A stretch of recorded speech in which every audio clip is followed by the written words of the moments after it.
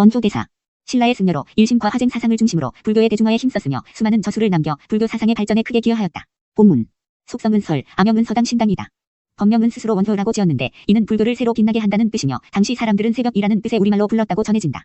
617년 암양군 불지촌 북쪽 율곡에서 태어났으며 조부는 임피공이고 아버지는 신라 17권 등 가운데 11위 내마 의지에 있던 당날이다. 설총을 낳은 뒤에 스스로 소선거사 복선거사라고 칭하기도 했으며 고려 숙종 때에는 대성화쟁국사라는 시호를 받았다. 한국 불교 사상의 발달에 크게 기여하여 해동보살, 해동종주라고도 불린다. 15세 무렵에 집안의 재산을 희사하고 출가하여 자신의 집을 절로 지어 초계사라고 하였다.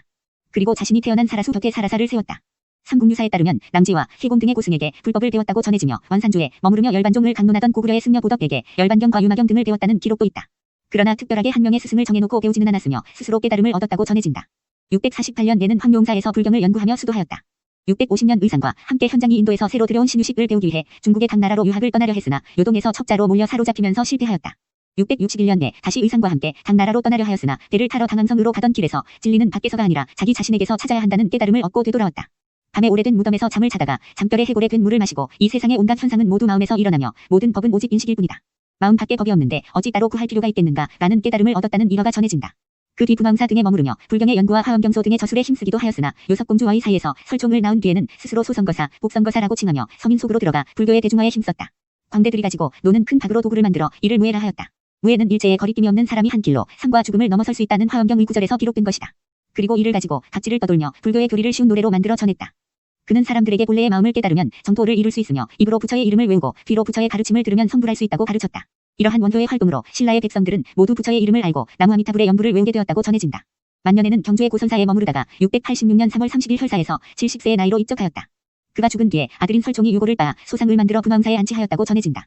그리고 신라 애장왕 때 그의 후손인 설중업 이 당시 실권자였던 각간 김원승의 후원으로 고선사에 서당 화상비를 세웠다. 이 비석은 오늘날에도 일부가 훼손되어 전해지는데 원효의 전기에 관한 가장 오래된 자료로서의 의의를 지닌다. 고려 명종 때에도 분황사에 화쟁국사비를 세웠다고 전해지지만 오늘날에는 남아있지 않다. 원효에 관한 기록은 삼국유사와 서당 화상비 이외에 중국의 송나라 때의 찬령이 편찬한 송고승전 등에도 전해진다. 삼국유사에는 원효불기 이외에 낭지승문보현수, 사복불원, 의상전부, 이해동진, 낙산이 대성 관음 정치조신, 광덕검장조 등의 원효와 관련된 일화가 소개되어 있다. 저술. 원효는 불교를 널리 보급하는 한편 불교 경전의 연구에도 힘을 기울여 당시 전해진 거의 모든 경문들에 대한 주석서를 저술하였다. 원효가 남긴 저술에 대해서는 학자들마다 견해가 다르지만 모두 개교종 240여 건에 이르는 것으로 알려져 있다. 하지만 오늘날에는 그 가운데 일부만 전해진다. 현재 전해지고 있는 저술은 금강산매경론, 기실론결기, 대승기실론소, 대승육정참회 등이 있고 이중 대승기실론소, 금강산매경론 등은 중국의 고승들도 해동소라 칭하며 즐겨 인용되었다. 특히 금강산매경론은 원효가 금강산매경에 대해 주석을 한 것으로 삼국유사에도 산매경소라고 기록되어 있다. 일심사상과 화쟁사상. 원효의 사상의 핵심은 일심과 화쟁이라고 할 수 있다. 그는 도는 모든 존재에 미치지만 결국은 하나의 마음의 근원으로 돌아간다며 만물을 차별 없이 사랑하는 삶을 강조하였다. 그리고 종파들의 서로 다른 이론을 인정하면서도 이들을 좀 더 높은 차원에서 통합하기 위해 노력하였는데 이것을 화쟁사상 또는 원윤회통사상이라고 한다. 일심은 원효 사상의 밑바탕을 이루고 있다. 원효는 인간은 누구나 불성을 가지고 있으며 이러한 마음의 근원을 회복하면 누구나 부처가 될 수 있다고 하였다. 이 마음의 근원이 바로 일심이다. 원효에 따르면 일심은 모든 법, 즉 모든 존재와 현상의 근거이며 일심이 구현된 세계가 바로 정토이다. 일심은 평등하고 무차별하며 일심에서 보면 진여와 생멸이 다르지 않다. 따라서 마음의 근원을 회복한다는 것은 일체의 차별을 없애고 만물이 평등하다는 것을 깨우치고 차별 없이 사랑하는 자기의 마음을 얻는 것이다. 이와 같이 마음을 다스리는 중생은 반드시 큰 깨달음을 이룰 수 있다. 화쟁은 다양한 불교 이론들 사이의 다툼을 화해시키는 것이다. 그는 이제까지의 여러 불교 이론들이 서로 다투어서 쟁론이 끊이지 않는 이유는 집착 때문이라며 마음의 근원을 향하면 쟁론을 극복할 수 있다고 보았다. 일심과 화쟁을 강조한 원효의 사상은 당시 중국 불교의 중요한 쟁점이었던 중관론과 유신론의 대립을 독창적으로 종합하는 의미를 지녔다.